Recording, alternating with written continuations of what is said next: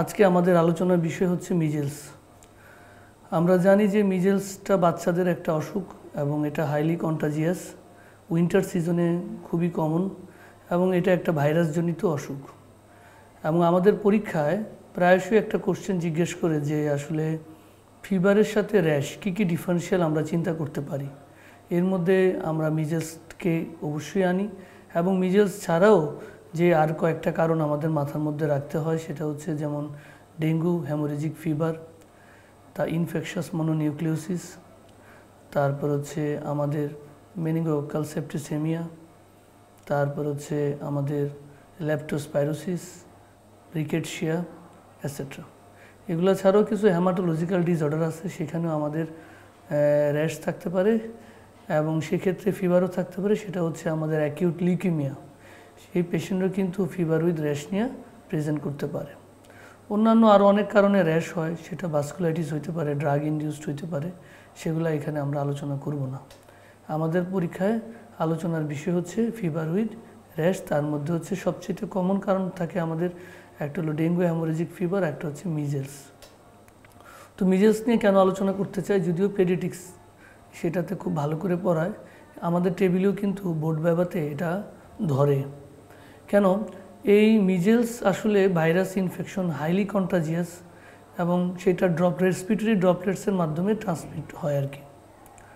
এবং মনে রাখার বিষয় হচ্ছে যে এটার টোটাল ডিজিজটার ডিউরেশন হচ্ছে 10 to 18 days।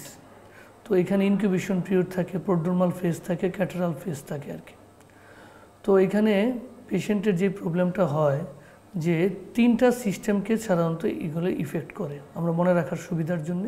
প্রথম হচ্ছে স্কিন, তারপর হচ্ছে মিউকাস মেমব্রেন, আর একটা হচ্ছে লিম্ফ নোড। এখানে লিম্ফ নোড ইনভলভমেন্টটা হাইপারপ্লেসিয়া হয়, হ্যাঁ, রিয়েক্টিভ লিম্ফ নোড এনলার্জমেন্ট। আচ্ছা, তো স্কিনে আসলে কি কি প্রবলেম দেখা দেয়? প্রথমে তো জ্বর তো থাকেই, কোনো পেশেন্টের হাই গ্রেড ফিভার থাকে, ফিভারের সাথে পেশেন্টের স্কিনে র্যাশ হয়। সেই র্যাশটা হচ্ছে ম্যাকিউলোপ্যাপিউলার র্যাশ।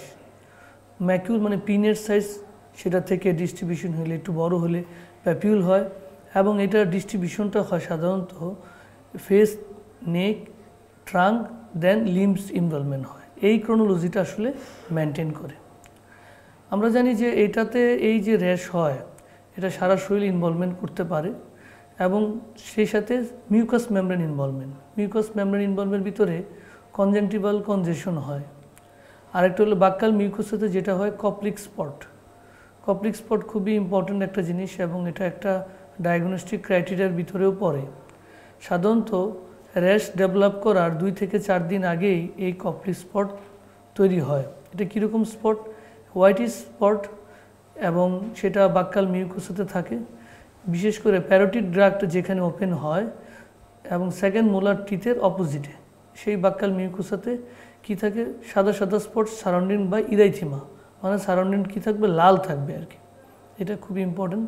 স্যাররা জানতে চান কখন হয় সেটা হচ্ছে র্যাশ ডেভেলপ করার 2 থেকে 4 দিন আগেই কপ্লিক স্পট অ্যাপিয়ার করে ফেলে। এটা একটা ব্যাপার। আর কি হবে পেশেন্টের? যেহেতু মিউকাস মেমব্রেন ইনভলভমেন্ট করে, সেই ক্ষেত্রে পেশেন্টের ভাইরাল নিউমোনিয়া হতে পারে, ডায়রিয়া হতে পারে, সেটাও কমন, মনে রাখার সুবিধার জন্য।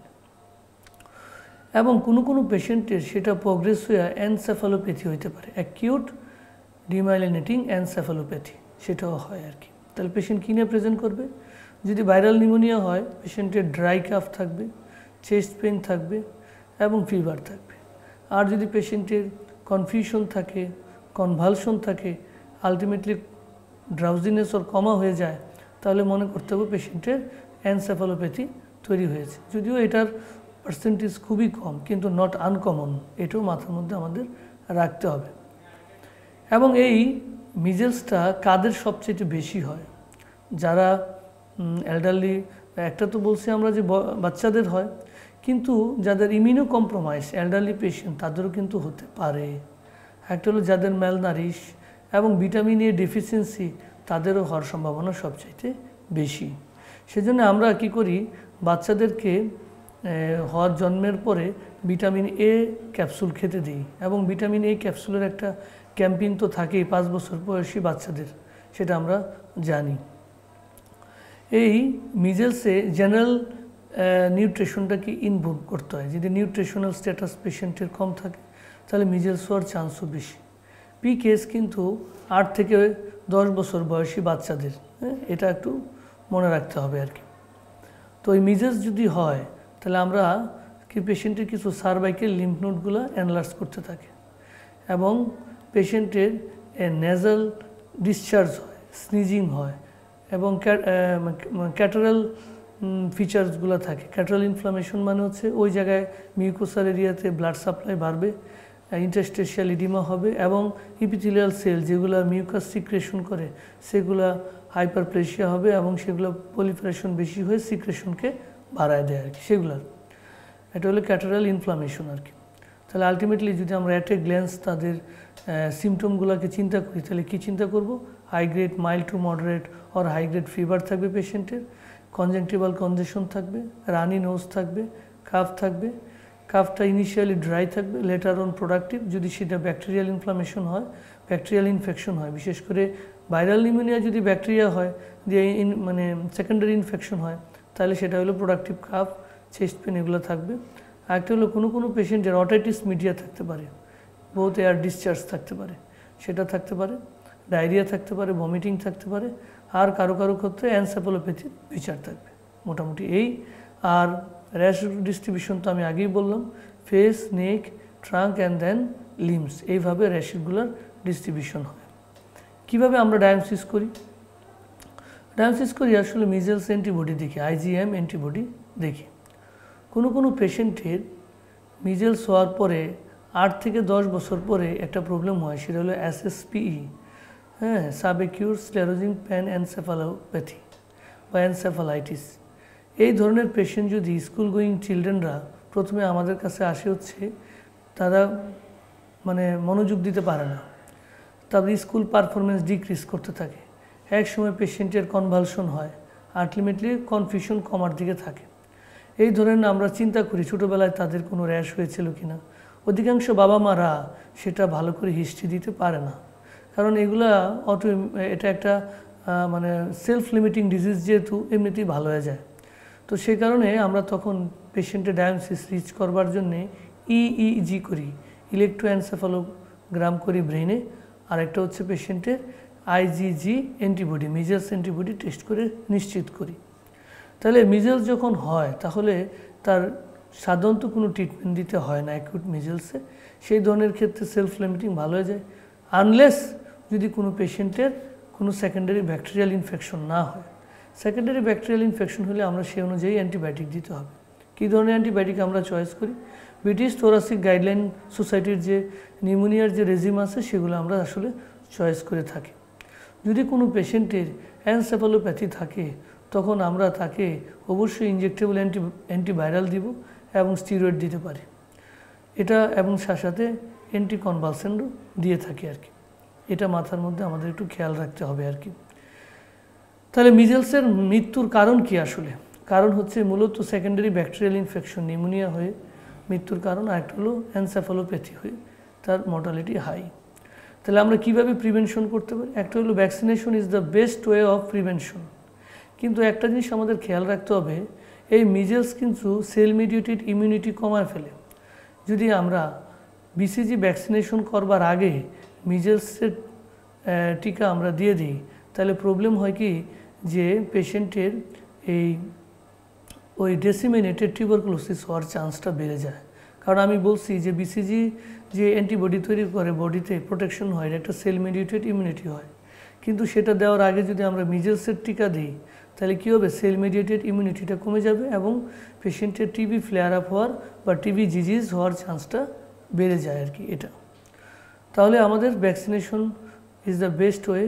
আমরা সাধারণত 15 মাস বয়সের মধ্যেই ভ্যাকসিনেশন করে ফেলবো আর কি। এটা আমাদের খুবই খেয়াল করতে হবে। অনেকাংশ দেশেই MMR, মিজেলস, মাম্পস, রুবেলা একসাথে এই ভ্যাকসিনগুলো দেওয়া হয় আর কি। আমাদের EPI শিডিউলও এই ভ্যাকসিনেশনের দেওয়ার কথা বলা আছে আর কি। কিন্তু না, কোনো পেশেন্টের মিজেলস হয়েছে কিন্তু তার কন্ট্যাক্ট আছে অন্যজন, তারা highly risk for measles, they are immunosuppressed, cancer, diabetes, any other patient, তা সেই ধরনের পেশেন্টের ক্ষেত্রে আমরা ইমিউনোগ্লোবুলিন দিতে পারি। Immunoglobulin best way prevent the contact patient যদি থাকে মিজেলসের, কারণ আমরা বলছি এটা হাইলি কন্টাজিয়াস, সেটা আমাদের প্রিভেনশন করতে পারি আর কি। তাহলে ভ্যাকসিন আর ইমিউনোগ্লোবুলিন এটাই আমাদের মানে প্রিভেনশনের জন্য মূল কথা আর কি। তাহলে মিজেলসের পরে আরেকটা যে অসুখ, সেটা অসুখের নাম হচ্ছে আমাদের কি জার্মান মিজেলস। আমরা নাম শুনছি জার্মান মিজেলস, আসলে নর্মালি এটা আসলে হয় না, এবং এটা যাদের ইমিউনো কম্প্রোমাইজ পেশেন্ট থাকে, ম্যাল নিউট্রিশন থাকে, তাদের হয়। সেখানে ফিভার থাকে, মাইল্ড টু মডারেট ফিভার থাকে, আর স্কিনে র্যাশ থাকে, এবং সেই র্যাশটা ম্যাকুলোপ্যাপুলার র্যাশ, ঠিক একইভাবে সেটা ফেস থেকে নেক, অ্যান্ড নেক থেকে ট্রাঙ্ক, দেন লিম্সের ট্রান্সমিশন হয় আর কি, এভাবে ডিস্ট্রিবিউশন হয়। নর্মাল অবস্থায় জার্মান মিজেলস কোনো প্রবলেমই তৈরি করে না, কিন্তু প্রেগনেন্ট লেডিদের অনেক প্রবলেম হয়, স্পেশালি ফর ফার্স্ট ট্রাইমেস্টার। এই সময় পেশেন্টের যেটা প্রবলেম হয় সেটা হলো পেশেন্টের ডেফনেস, ক্যাটারেক্ট, কার্ডিয়াক রিদম অ্যাবনর্মালিটি, এই ধরনের প্রবলেম দেখা দেয় আর কি। এবং যেই সমস্ত পেশেন্টের মিজেলস হওয়ার ইনসিডেন্স থাকে মায়েদের জার্মান মিজেলস, সেই সমস্ত পেশেন্টের বাচ্চা হওয়ার পরে ভবিষ্যতে ডায়াবেটিস মেলাটাস হওয়ার চান্সটা কিন্তু বেশি মানে মিনস অ্যারাউন্ড 10% আর কি, ইনসিডেন্সটা সাথে একটা রিলেশন থাকে আর কি। এটা তেমন কোনো ট্রিটমেন্ট নাই, অনলি সিমটোমেটিক ট্রিটমেন্ট। এখানে অ্যান্টিভাইরালের কোনো ভূমিকা আসলে নাই, কিছুই নাই। তো জার্মান মিজেলস হলে আমাদের প্রেগনেন্ট অবস্থায় সতর্ক থাকতে হয়, কারণ বাচ্চার কনজেনিটাল কোনো অ্যানোমেলি হয় কিনা খেয়াল রাখতে হয়।